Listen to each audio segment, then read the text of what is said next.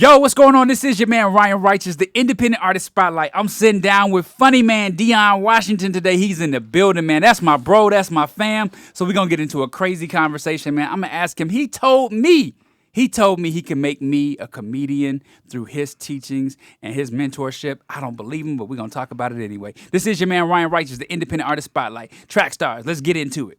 Okay. In the artist spotlight. Okay. Making sure you shine bright. Okay. Ryan Righteous, that's right. Okay. Trackstarz too hype. Okay. Deion, what's up, fam? What's happening, brother? Brother, so good to see you, man. It's good to see you too, man. Listen, I don't know where we're going to start, man, but bro, talk about how you got started as a comedian. And this is a rarity, man. You either got to be a class clown and people dub you a comedian, or you really watch some of your favorite comedians and you learn the craft. But how did it happen for you? So it's a mixture of both. So I always been funny my whole life. Like my mom always stayed dying at me. I think it's only because I was a little slow. Like I'm throwing off for real. But I always made my mom laugh. Always a class clown in school, which means I got in a lot of trouble. So I had a best friend, and he started doing comedy before me. Okay. But me and him ran so close together. Yeah. And so, like, at first I didn't want to do comedy just because I seen him do it. Mm-hmm. But I talked to him. He was like, bro, of course, bro, come on. So what I ended up doing was in our hometown, like Griffin, Georgia at the time, what I ended up doing was I ended up throwing him a show where he headlined. Okay. And this is his first time doing a headliner show himself. Like, wow. He ain't even been doing comedy for real. But in our hometown, I threw us a show. Mm-hmm. We packed out a bar. Mm-hmm. And I mean, I killed my first time. The whole city came out, and then ever since then, I just started doing like the main clubs in Atlanta. So I started at Laughing Skull, killed there. Then I was like, oh, I'm a genius. I'm a GOAT. This is what I'm supposed to be doing. And ever since then, I just ain't stopped. That's crazy, bro. Like it almost feels like it's probably one of the hardest things to do, right? Land a joke with an audience that's not waiting, that's not expecting a punchline, or they may be offended by a certain topic. You being a Christian comedian, man, talk about how that's different. Being a Christian comic is different. Well, so this is the thing. I'm a person. I'm gonna say what I want to say anyway. Like I don't care. Like as long as I ain't saying nothing outside the will of God. That's Once I pass that line, then I'm cool. But everything else is on go for me. So. Yeah. Like, if people get offended by a joke topic or something, like, you really can't care too much because comedy is subjective. Yeah. But the point of comedy is to tell the truth and say those uncomfortable things. Like, that's what all the best comics do. Yeah. So I've always tried to follow in that light. Yeah. After you and I had a conversation about it, I did think about some things that, I thought would make people laugh. And I was like, man, I wonder if that's how he does it. Like, you think about things that would make people laugh. It almost feels like when Kevin Hart said, laugh at my pain, he really meant, like, most people are going to laugh at their own pain. You know what I mean? Yeah. Is that kind of how that goes? Yeah. Yes and no. So there's a part of, like, where comedy is relatable. Like, you want jokes that are relatable that people going to understand you. Yeah. So like with me, like I talk about my family and my kids, but really it's nothing painful about that. It's just, that's what I enjoy. That's who I love. And it's funny situations that come out there. But then there's also jokes where, you get a little real with people and you start telling the truth. Like, but also like as comedians, I want to say it, like people say laugh at my pain, but the things that become normal to us don't be painful. So like, like Kevin Hart, for example, like he talked about his crackhead dad, right? Yep. I talk about my crackhead grandma. Oh. And so it's just like... Is it a true thing with your grandmother? Yeah. She used to... it's the funniest thing. She used to do a lot of... we used to ride in the... I used to be in the hood, and she used to take the church bus. And so, like, because, like, the churches, it always have, like, it'll try to... feed the youth, like feed people. I remember. So like we'll feed the crackheads and then they have children. So it was just crackheads and children on the bus. And I used to be able to go sit in the back with the crackheads because my grandma, because she didn't want me with the children apparently because they was hood. Crazy. Yeah. So, okay, here's a question. I had comedian Ron G on the Okay. show. Trackstarz had comedian Ron G, and I tried to give him my best dad jokes. He was like, "Don't quit your day job, bro." What is the skill to being a funny man where you just have the confidence that this is gonna land? And I'm gonna tell you my jokes too. I'm gonna see. Yeah, I definitely Let's want to hear do some one. dad jokes. Let's do some dad jokes. You wanna do one real quick? I want to hear one. All right, here. Okay, this is one of my best ones. All right, you ready? Okay. All right. When Moses and his wife were in the kitchen and they were on kitchen duty for breakfast, what do you think Moses' job was? I don't know. While she made the eggs, what do you think he did? I don't know. While she made the eggs, he bruised. That's a good one. That's a good one. That's solid. That's solid. Ron G was Ron like, G, you hating. Ron G was like, nah, we ain't doing that, brother. And then I did this other one. Right? Okay. When Noah was building the ark and he had to lay out the wood, how did he lay out that wood? I don't know how. 2 by 2. That one got me because I was trying to figure out which one. That's not bad. I'm not trying to be funny though. That's just my thing. But, It's like but I you was can't just you being- can't tell that on stage. I don't think they gonna laugh. No, But in no. person, yeah, I think Yeah.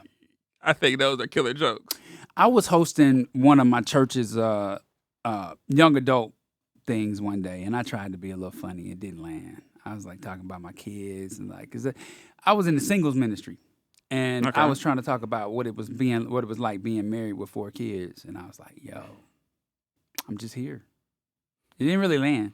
But it was the truth, man. It was my pain.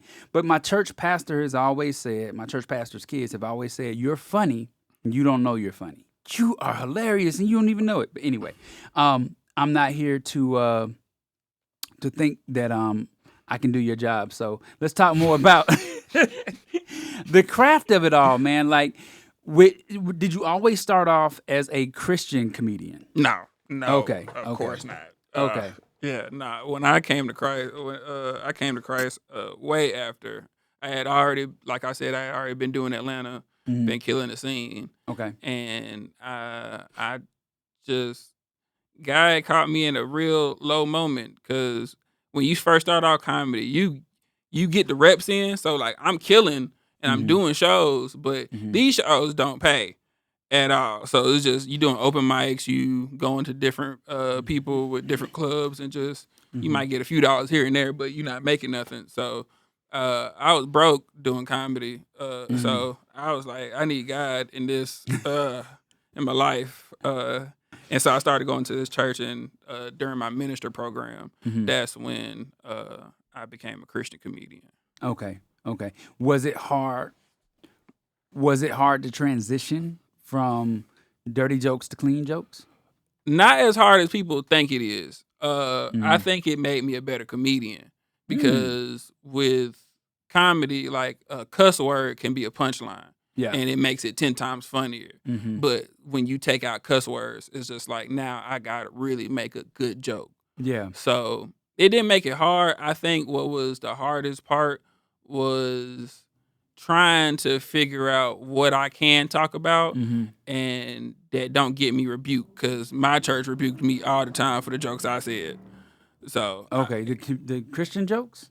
yeah, because I would try to talk about sex. I would try to talk about all these certain things that, like, again, Christians sometimes are very That's real though. pulled back. Well, I ain't gonna lie, I did say some crazy stuff. Like one time I was talking about how my wife turned my snake to a staff. Oh God. Yeah, I was I was trying to push the line. I was trying to. So they was like, yeah, you got to figure out. So you got to. Mhm. The hardest part is figuring out where the line is that you cross from Yeah. bad to good. But Because it in works. a sense, you're still a minister of the gospel, and so Facts. people expect for you to be on par with this is clean ears, clean audience. So, question for you: who are some of the influences that influenced you in comedy, From which one? Christian From, and secular? so secular, I'm gonna start off from the OGs. was Patrice O'Neal. Okay. Yeah, that to me, when you look at comedy, he is the perfect definition of what comedy is supposed to look like. Just because from crowd work to him being relatable, saying the things that people are uncomfortable saying. Like he has this saying where, he doesn't want to be a brutal liar. Like he wants to be a real truth teller. Yeah. So him, Dave Chappelle, Kevin Hart because of his stories, his family, his family ways. What do you think about Ari Spears? Ari Spears, he's a good comedian. I was never. I think like he does really good impersonations. Man, great at that, but I can't do them. So yeah. he couldn't get me. But as far as do I like his comedy for sure? Yeah, I grew up watching him. And I say like Martin. Okay, that was the Martin and Steve Harvey because Yeah. Martin was the first stand-up special I ever seen. okay, And then his 94, You So Crazy. okay. And then Steve Harvey was the first comedy show I went to when he did clean comedy for the first time. Okay. So no Bernie Mac. So Bernie Mac traumatized me for a long time. I didn't like Bernie Mac Really? because my dad Bernie Mac talked about whooping kids a lot. Oh yeah. And my dad would watch Bernie Mac and be like, you know what, you need a whooping. I'm sick of this. Go sit down. I'm like, man, Bernie Mac again. So I didn't appreciate Bernie until I was older. That's hilarious. That's hilarious, bro. Like, so when it comes to like the Christian comedians, one I remember seeing and meeting in person was Akintunde. Great Man, Akintunde did he had a DVD where he did this one skit, man, where he was talking about the sniper in Washington D.C. back in the day. I ain't seen that one. Oh man, it was hilarious because he was like, bruh, he's like, man, how many of us were shook when we realized there was a brother? And he just went quiet on the stage, and his eyes was like this, and he was like, bruh, I just remember when I discovered there was a brother. He was like, I was looking, and I was like, oh Jesus, I see the nose. Oh Lord Jesus, I see the nose. And he just talked about the features. And he was talking about like when it finally got to be a black man, he was like, "Oh God, oh Jesus, we done had it. Oh no, we did. Oh, The first and one. it was hilarious, bro. Like, I used to be on the cruises with him. Radio 1 gospel cruises, and he was always like the opening stand-up comedian for the cruise, man. And he was ridiculous with it, bro. Like I really enjoyed him. So, comedians Ron G, Kev on stage. What are your thoughts about them? I don't know too much about Ron G. Okay. I'm a big fan of Kev on stage. Comedians that I like that are Christian comedians. It's this dude was a white guy named John Christ. I love John Chris. John Christ is Oh wait, a killer. no, not John Chris. I'm sorry. Yeah. It was I was thinking about Nate Bargatze. Oh, Nate. So they're all both from Nashville. Yeah, So, I got you. yeah. Nate Okay. Bargatze he's a great clean comedian, So funny, killer. bro. So funny. Sinbad. People sleep on Sinbad. I think Sinbad is one of the greatest comedians of all time. I'd say there's a guy from Atlanta. Y'all might know him, Erica Campbell Show, Griff.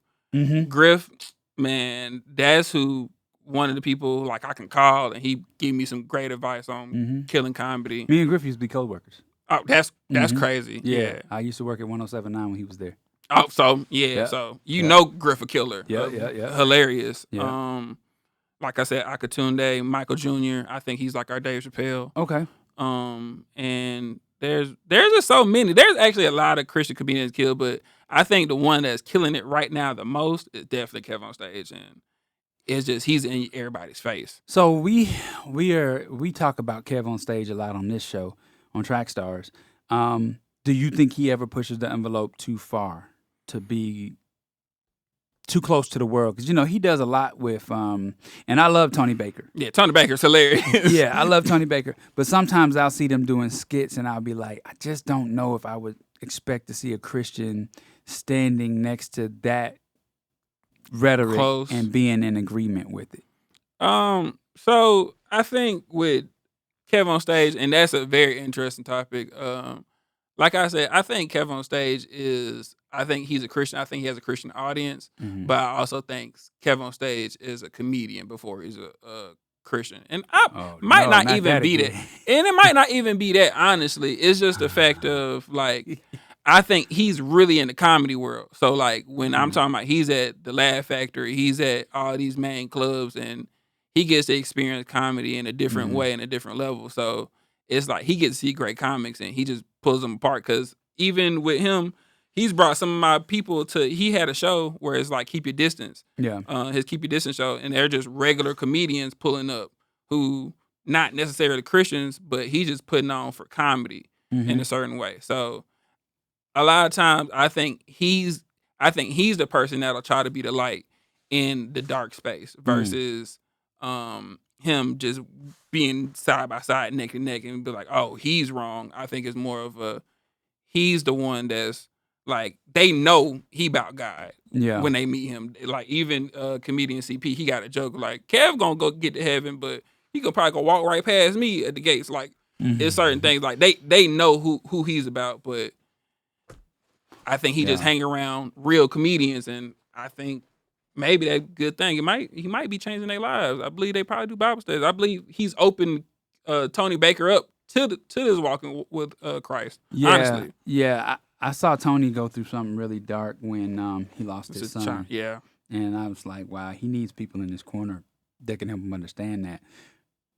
But it was the skit with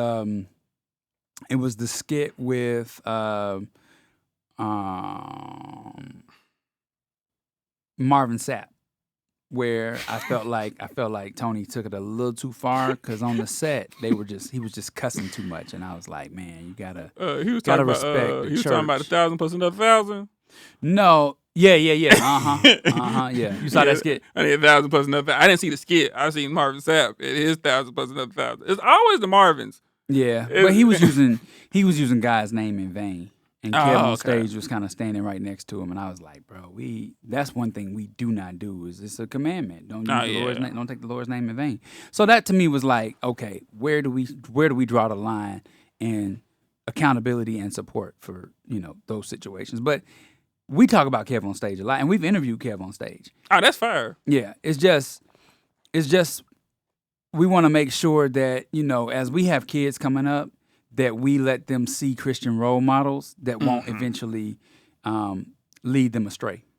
I feel that. I can feel that. Yeah, and that's why it's so important for me to find female Christian role models, because I got 3 young daughters and a son, and I want my son to, find clean comedy like yours if he wants to get into comedy, that sort of thing. So, yeah, for all my kids and their gifts, their talents, their abilities, I want someone that has the heart of Christ to maybe let them be a role model to that. So that's my concern. So, bro, you mentioned to me earlier, bro, that you got a whole album coming out. Yeah, I got a comedy Talk about album that. dropping. Yeah, Raw but Righteous. Oh, I like that. Yeah, you know what I'm saying? I like that. You know what I'm saying? I think that's the thing that I stand for with my comedy, is that I'm very raw. I can't help it. It's uncut, but at the same time, I still keep it righteous at the same time. So definitely dropping a comedy album in the next 2 months. So right now what we're doing, we're compiling a lot of the jokes that I've been telling for the past 7 years. Okay.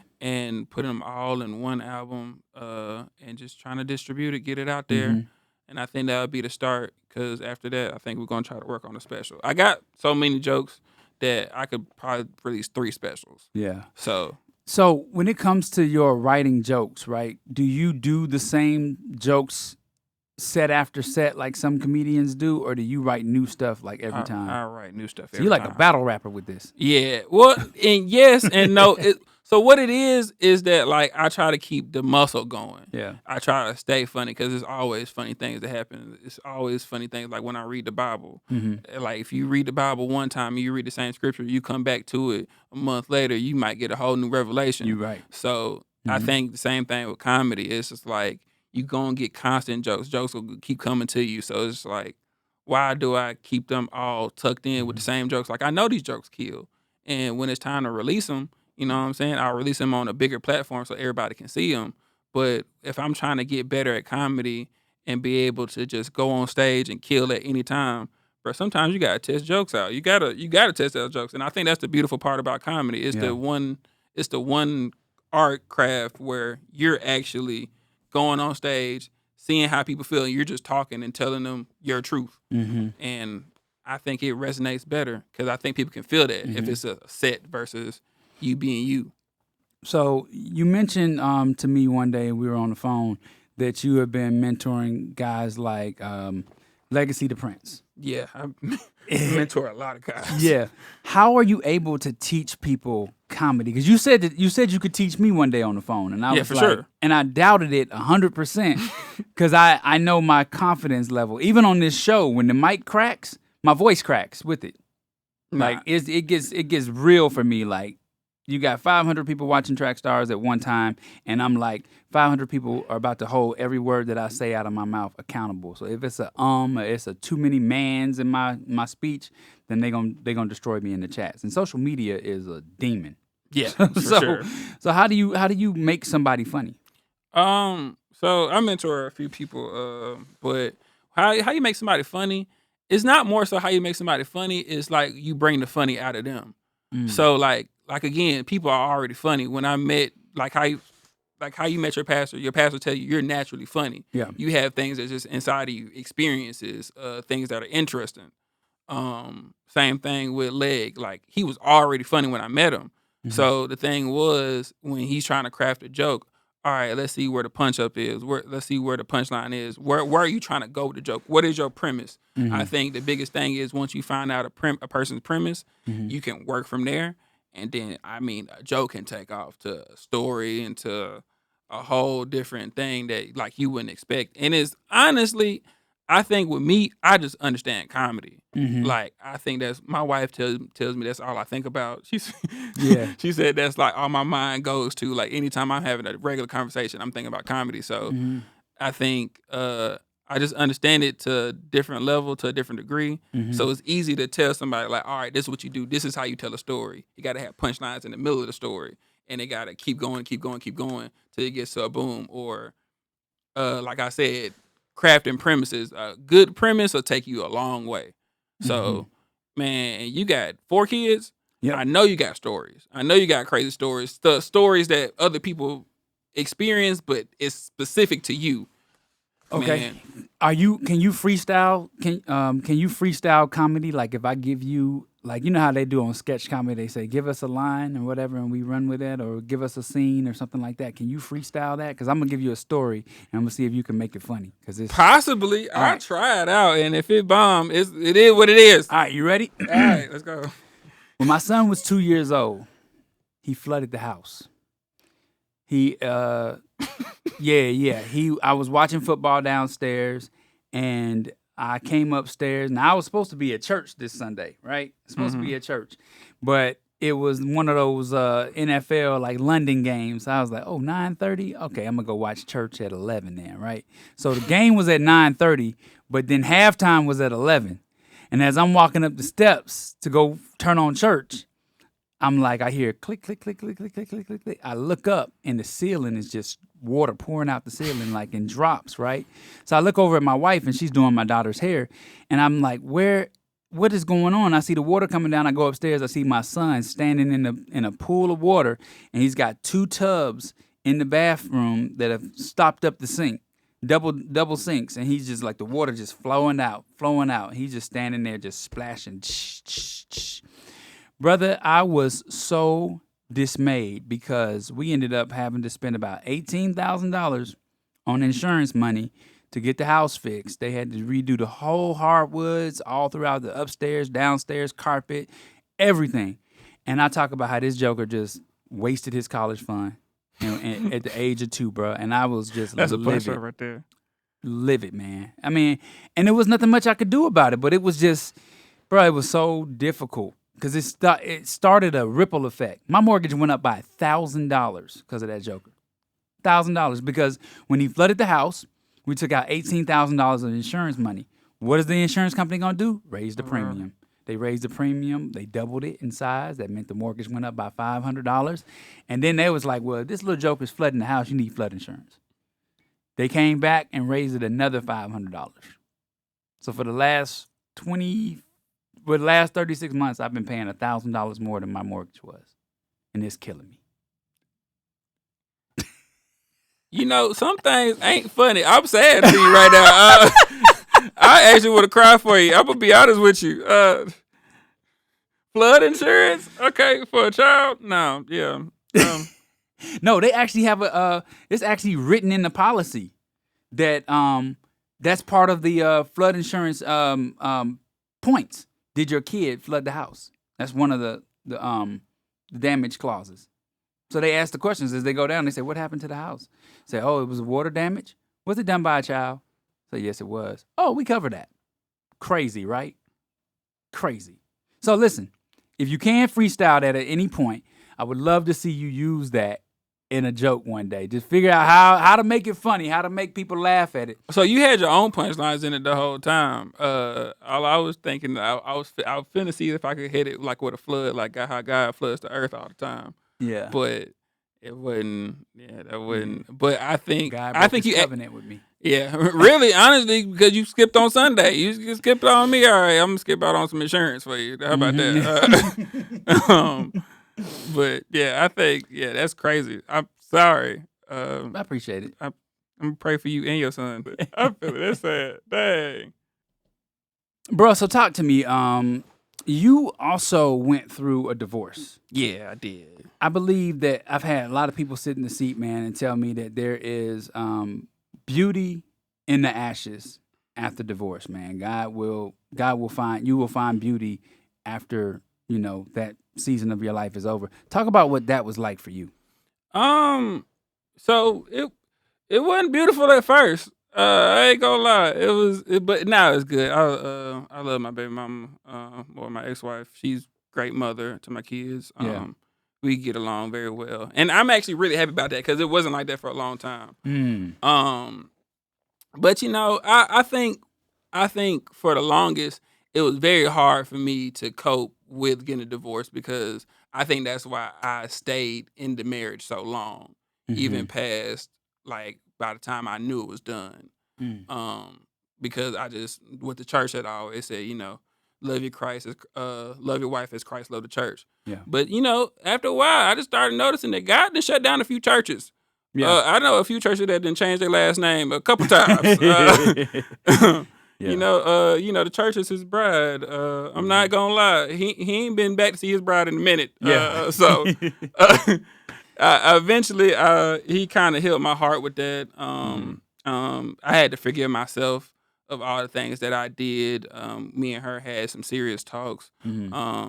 And then, just us having so many kids together. Like we got 4 kids together. Oh wow. Yeah, I got 6 kids now. Oh whoa. Yeah, I got a heap of them. I got a lot of them. Okay. So you almost got the 12 tribes of Israel. I'm working on it. I can't pull out a driveway. So yeah. But we got 4 kids together, so we had to learn how to co-parent. But in that, I think, one thing that God taught me was recently, just continue to keep praying for her. As much as we might not be together physically, she's still the mother of my children. She's still somebody I love for over 10 years. Yeah. And we spent a whole life together. So I think once I got past that, past the hurt and trauma from all the things that we've been through, all the things that I did, it just started working better. And now her and my wife are cool. Okay. And everything is great. I man, couldn't be more happier.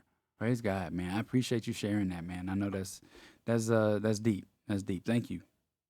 Brother, listen, I appreciate you sliding through, man. This has been fun. It's been comical. I know you got a show later on, so we're going to let you get up out of here. But tell everybody how they can find you on social media and what they can expect from you next. What they can do, they can find me on social media on all platforms at Deion T Washington, on Instagram, on Facebook, Deion Washington, on YouTube.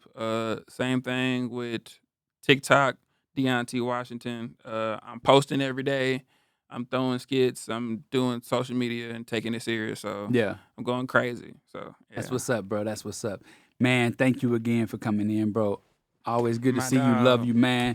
Love you too, big dog. Absolutely, man. Well, listen, you just heard from Funny Man. Deion T, Washington, man, he's in the building, man. Make sure you stay to the very end. I know you're gonna get something out of that, man. It's a blessing to have someone so dedicated to the Lord, but also dedicated to their craft. And it just means that we got a long way to go, but God is faithful, and we'll get there eventually. This is your man Ryan Righteous, the Independent Artist Spotlight. Oh, we out. Peace. Okay. In the artist spotlight. Okay. Making sure you shine bright. Okay. Ryan Righteous, that's right. Okay. Trackstarz too hype. Okay.